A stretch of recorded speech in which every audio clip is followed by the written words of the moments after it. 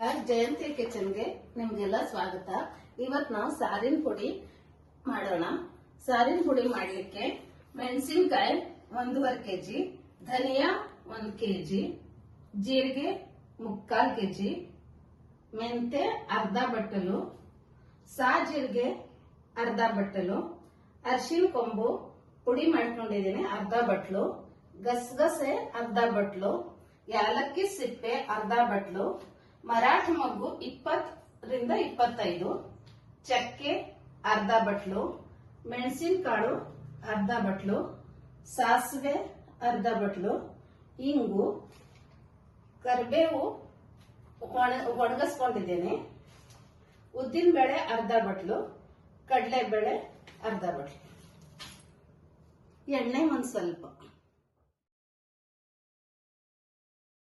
ಇದೆಲ್ಲ ನಾವು ಸ್ವಲ್ಪ ಎಣ್ಣೆ ಹಾಕ್ತಾ ಎಲ್ಲ ಒಂದೊಂದು ಆದ್ಮೇಲೆ ಒಂದೊಂದು ಚೆನ್ನಾಗಿ ಹುರ್ಕೊಳ್ಳೋಣ.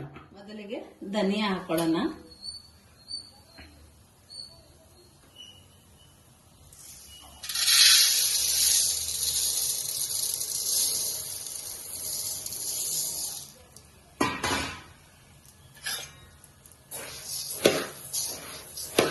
ಸಣ್ಣ ಉರಿ ಮೇಲೆ ಚೆನ್ನಾಗಿ ಹುರ್ಕೊಳ್ಳೋಣ.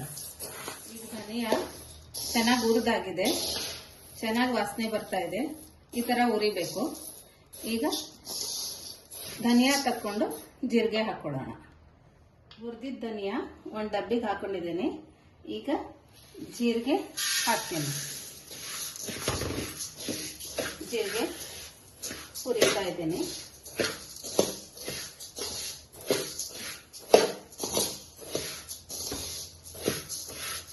ಜೀರಿಗೆ ಚೆನ್ನಾಗಿ ಹುರಿದಾಗಿದೆ, ಚೆನ್ನಾಗಿ ಸ್ಮೆಲ್ ಬರ್ತಾ ಇದೆ.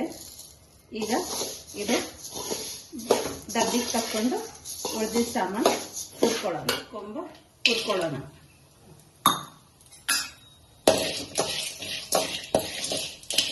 ಇದೆಲ್ಲ ಸಿಮ್ಮಲ್ಲೇ ಹುರಿಬೇಕು. ಅರಿಶಿನ ಹುರಿದಾಗಿದೆ. ಈಗ ಇದು ತೆಗೆದು ಸಾಸಿವೆ ಹಾಕೊಳ್ಳೋಣ.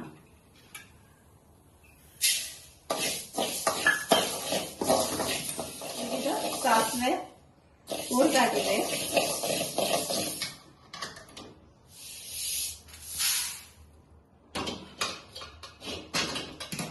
ಗಸಗಸೆ ಹಾಕೊಳ್ಳೋಣ.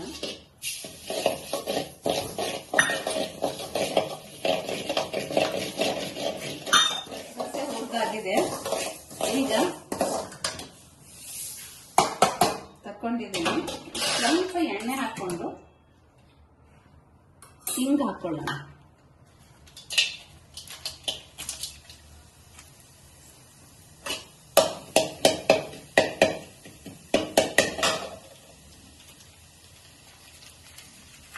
ಉದ್ದಾಕಿತ್ತು ತಕೊಂಡು ಈಗ ಮೆಂತೆ ಹಾಕಿದ್ದೀನಿ.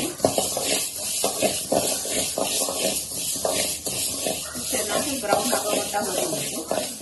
ಕಡಲೆಬೇಳೆ ಮತ್ತೆ ಉದ್ದಿನ ಬೇಳೆ ಚೆನ್ನಾಗಿ ಬ್ರೌನ್ ಆಗಿ ಹುರ್ಕೊಂಡಿದ್ದೇನೆ. ಮರಾಠ ಮೊಗ್ಗು ಈ ತರ ಚೆನ್ನಾಗಿ ಹುರ್ಕೋಬೇಕು. ಸಾಜೀರಿಗೆ ಹುರ್ಕೊಂಡಿದ್ದೇನೆ ನೀಟಾಗಿ. ಮೆಣಸಿನಕಾಳು ಹುರ್ಕೊಂಡಿದ್ದೇನೆ. ಚಕ್ಕೆ,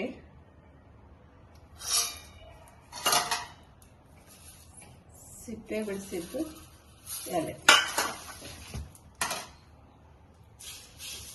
ಈಗ ಕರಿಬೇವು ಸೊಪ್ಪು ಚೆನ್ನಾಗಿ ಈ ತರ ಗರಿ ಗರಿ ಆಗೋ ಮಟ್ಟ ಹುರ್ಕೋಬೇಕು.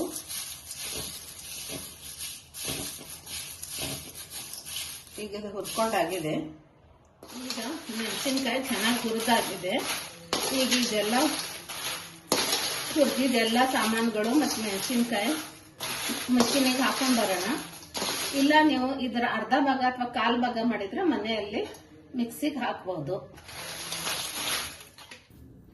ಈಗ ತಿಳಿ ಸಾರಿನ ಪುಡಿ ರೆಡಿ ಆಗಿದೆ. ಈ ಸಾರಿನ ಪುಡಿ ನೀವು ಟೊಮೆಟೊ ಸಾರಿಗೋ ಅಥವಾ ಹೋಳಿಗೆ ಸಾರಿಗೋ ಉಪಯೋಗಿಸ್ಬೋದು.